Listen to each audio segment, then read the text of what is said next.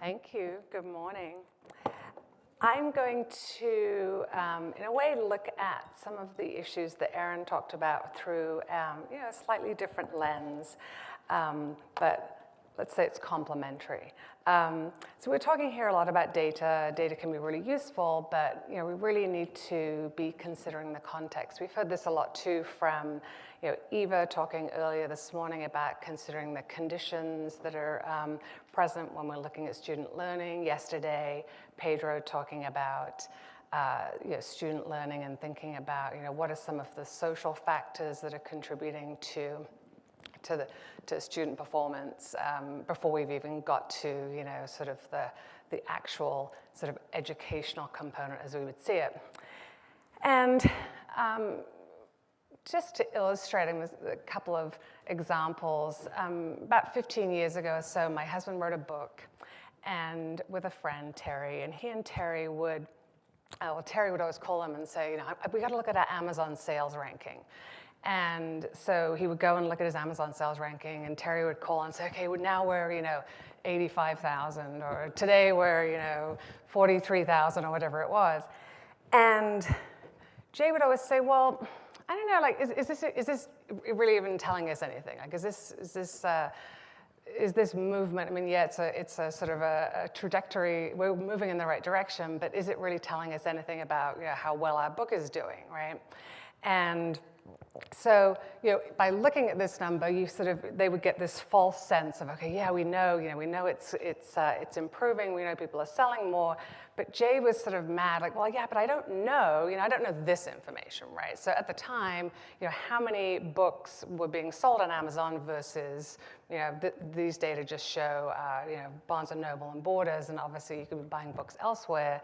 But in a way, Jay sort of felt like, well, this incomplete information or information that's not really demonstrating what I'm interested in is really doing me more harm than good, right? I really can't use it to help me determine how well my book is selling or anything like that. And if you looked at these data at the time, the best-selling book on earth, if you were considering Amazon at that time, was this one.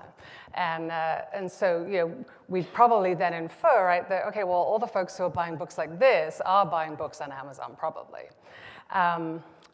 And I was talking to Bob Mislevy the other night, and he was talking about being at a conference. And we were talking about this conference and different sort of sessions that we were or weren't going to be seeing. And he was telling me that once he and some colleagues were trying to decide or trying to predict, how many attendees would be at certain NCME sessions, right? So at the time, multidimensional IRT was kind of this new thing. There was some kind of big shots in that world who were going to be talking about it. And so Bob and his colleagues decided that this multidimensional IRT session at NCME with these certain folks would be the one that would be the best attended. So they, the conference comes along, and after the conference, when they get to that session, there are like 7 people in a room that would have held 300 people.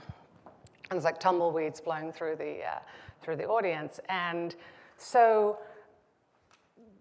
what do you think happened there? I mean, what can you infer from that? Can you infer that Bob and his colleagues were wrong, and indeed nobody's really interested in multidimensional IRT, which, who knows, could be the case?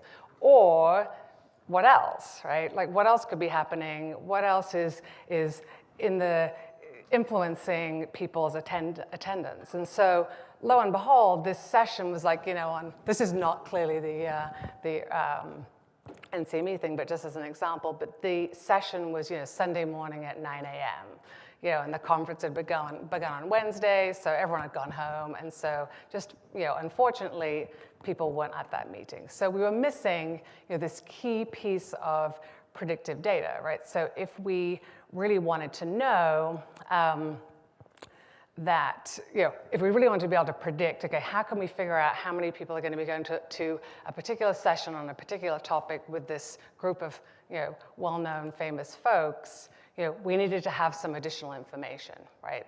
So the data that we had here tell us part of the story, but we may get that story wrong, right? We may think that they represent something that they don't, or we may be missing something. So we have this desire to predict, and I think Aaron was talking about this a little bit too, that it's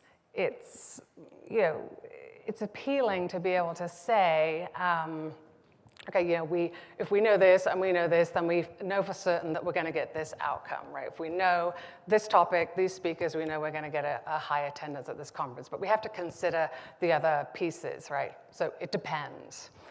And I knew this would happen, that all of a sudden it would be like I'd be running out of time. So really quickly, I just wanted to give you an example from some data that's collected in a sort of a virtual environment. So these two graphs show some student quizzing behavior using an adaptive online system, where all you're really seeing is the number of questions that students are answering in a particular over a particular time period. So when you look at this first one, you have a pretty steady state of answering. When you look at this one, you have these kind of flat pieces, and then you have these peaks. And if this is all the information that you had, what might you infer, right? You might think, well, I don't know, I guess that, you might average these two things together, or you might try and figure out, like, is there something else that's happening here that's not happening here? And what we see here is that for this graph up here, the instructor who is using the system, so the piece that we can't see just from looking at the student information, the instructor has given the students frequent mandatory assignments, right, that they have to complete in order to get course credit. And so they are much more motivated to go into the system and use it and answer questions than in this situation where the usage was voluntary. So the students could use it when they want, and lo and behold, you see them using it right before the test. So in this case, right, the data only tells me part of the story, so I've got to be careful about the inferences that I make. And we really need to determine the extent to which any data truly represent the situation about which we want to draw conclusions. And I'll just end with some thoughts from Mr. Einstein. Thank you.